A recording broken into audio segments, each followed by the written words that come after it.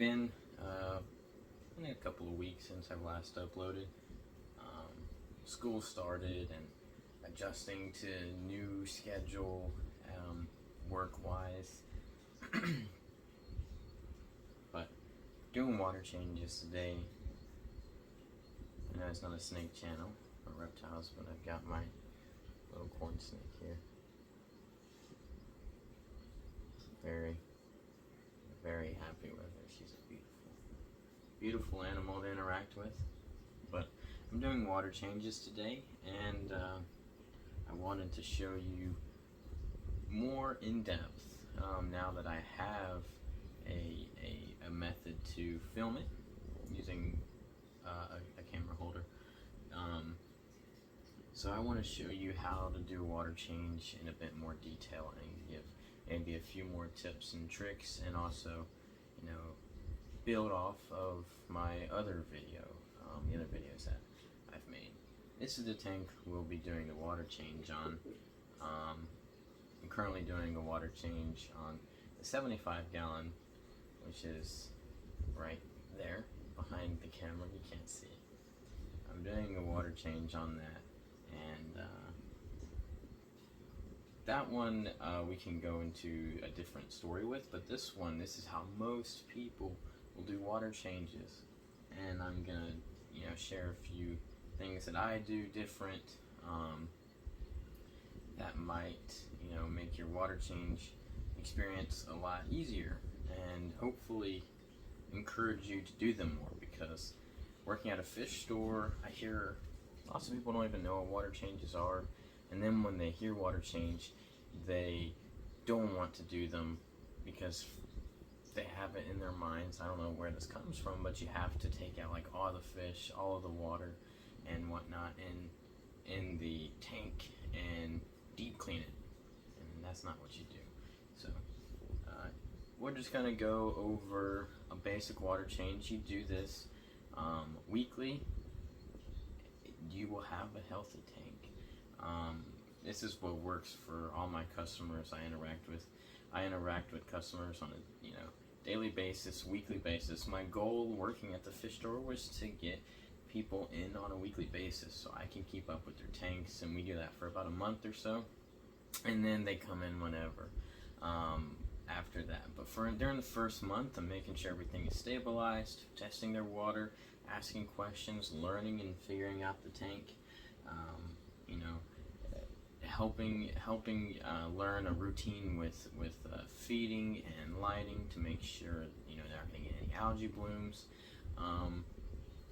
and of course a water change schedule. But then after about the first month or so, people generally are pretty successful, and they keep up with their weekly water change schedule, and it works for them. It keeps the tank healthy. So we're going to go into that and how to do one real quick and easy.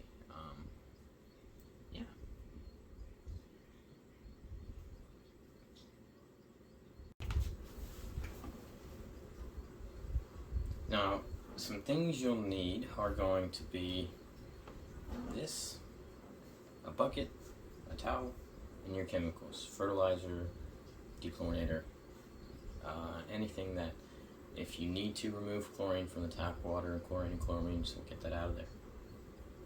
Any other additives you might use, I'm not a fan of using additives, but some people are and works for them, and that's fine. But this right here is a gravel vac, and hopefully, in my store you come in, I tell you to buy one of these because it makes water changes easy. That's the whole point of a gravel vac, and hopefully if you go into a store, whoever the associate there will help you and give you a good method to do water changes. But this, in my years of experience working at a fish store and dealing with customers every day, this is what's going to make your life a lot easier. It's just a plastic tube of relatively low quality. This one breaks, but it's fine. I don't expect anyone to be hitting anything with it. Connected to a hose. Hose length, of course, is going to vary. most of the time they're just designed to go into a bucket right underneath your tank. I mentioned you need a bucket. You're going to be drawing out water. It's just a siphon. You're going to be drawing out water using this tool into a bucket of waste. It's going to take the water out of your tank, put it into a bucket. You're going to dump that old bucket out, and then fill up the tank again with clean, fresh, dechlorinated tap water, RO water, whatever. And that's why it's called a water change. You're changing the water. Now, I'm not a fan of carrying buckets. That's one reason people don't like to do water changes, especially people who aren't as able-bodied. A lot of older folks don't like doing water changes, having to carry a bucket around. And then there's also the fact that, man, I just want to enjoy my tank. I don't have to do anything. I want to touch it. You got to touch your tank.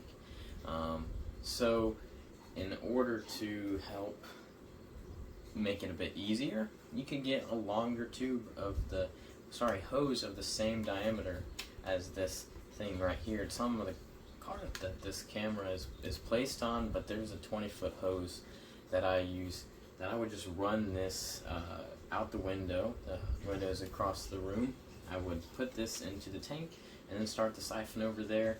As long as the siphon is below the waste, the exhaust is below the point where the water is being suctioned right inside the tank, you're going to have a siphon. It's all gravity fed. So just make sure that wherever your hose is in the tank is not lower than your waste end, your exhaust end, and you'll have a siphon, and you can just run your hose out the window.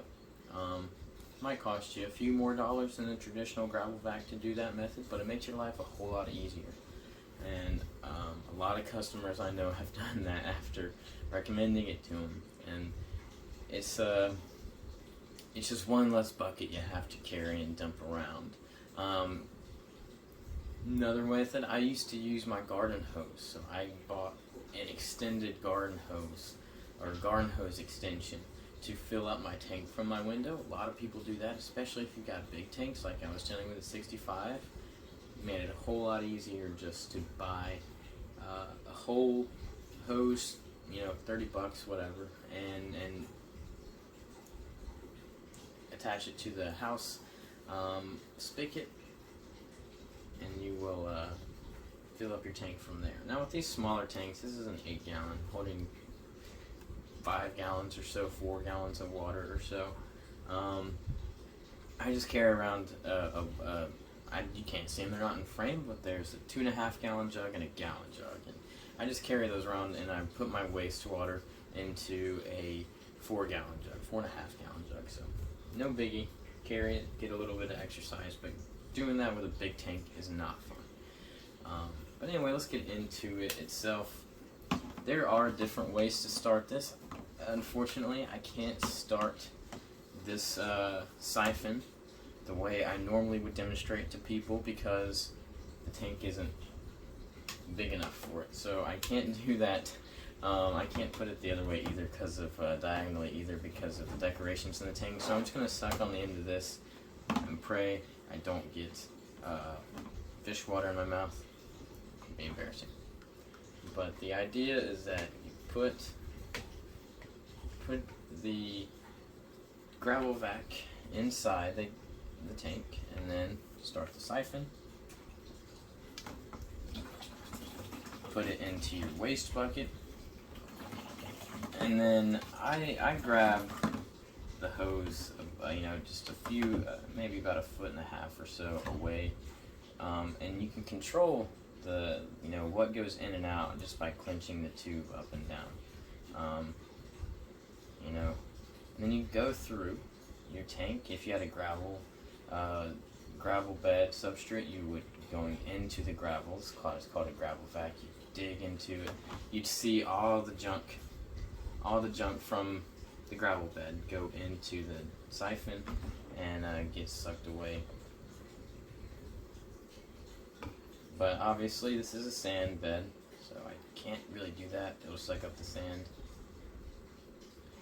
But really, you just drain your water. You go through and you gravel, like I said, gravel beds. You go through and you suck out the junk from all the waste and detritus from the gravel, and it's taking out the water as you're doing this.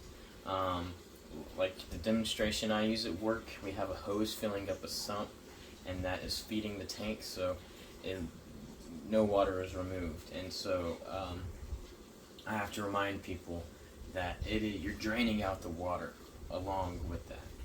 I typically do, like in all my tanks, 50%, sometimes more, maybe just a little bit less. That is just kind of a good baseline. I typically tell customers never do more than 50%. 25 to 50% is where it's going to be fine. Obviously, if they feed more, I tell them to put more, take more out. Because they're putting more in, you got to take more out, and it works for them. Especially if they don't have planted tanks. I try to get a lot of my customers on the live plants, and some of them, just want to wait, and so they have their basic tank first. But yeah. Anyway, that's technically not about half because it was some. It was evaporated some, so I'll just fill it up to where it was. But yeah, that's the water drained out. You want to make sure, this needs to be mentioned, you unplug your heater and you unplug your filter. That way you don't run either one of them and ruin it. The filter could run dry, heat up the motor, and it burns out. The heater could explode. The heater, depending on what it is, if you have a glass one, it can blow up, and that would not be good. And I don't mean like explosion, like it just means crack and kill your fish. Make sure you unplug anything going into the tank, except for your light. Your light can stay on so you can see what you're doing. But yeah, and then you just get new water.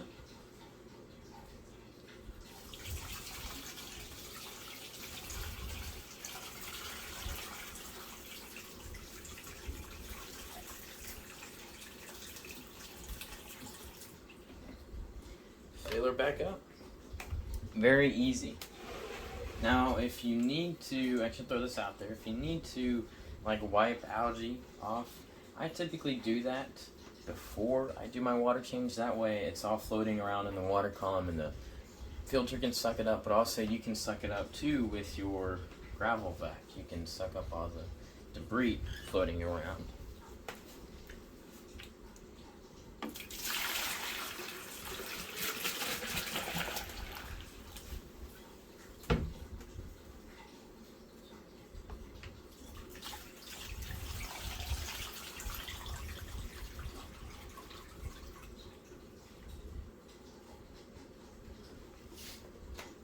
A little bit more for this tank.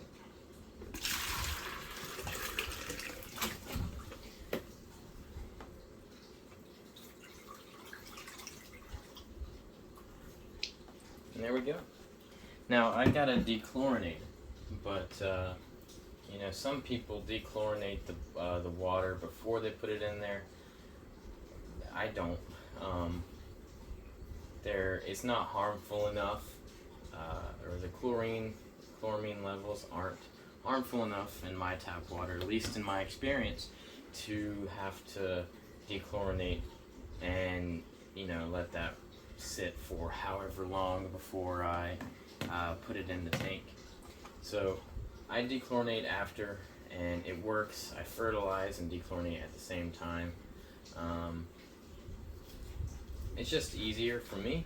But if you already have a certain routine, or I would err on the side of caution and dechlorinate before you put it in a tank, the water before you put it in. And there's not a certain amount of time you have to wait. It neutralizes it instantly, so you can add it immediately after putting the required amount of dechlorinator you put in there. You're also not going to dechlorinate for the whole tank.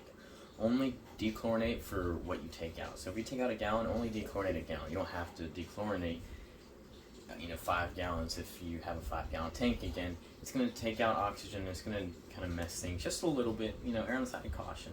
Less is more in some cases. But yeah, let me get my fertilizer and dechlorinator.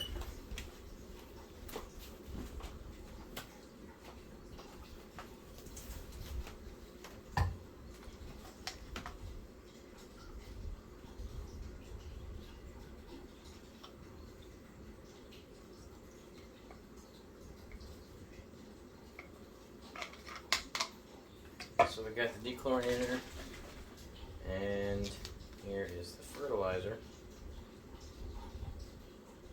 Fertilizer is just fertilizer for plants, planted tanks. It's not necessary in every tank. If you don't have live plants, you don't need to fertilize.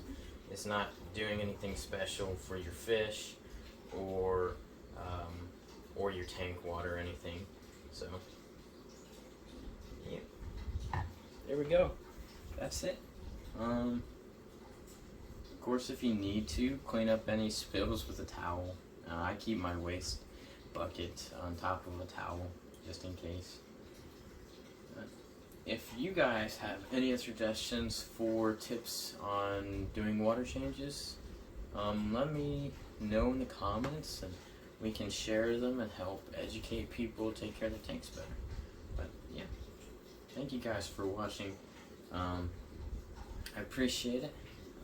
Like and subscribe and comment.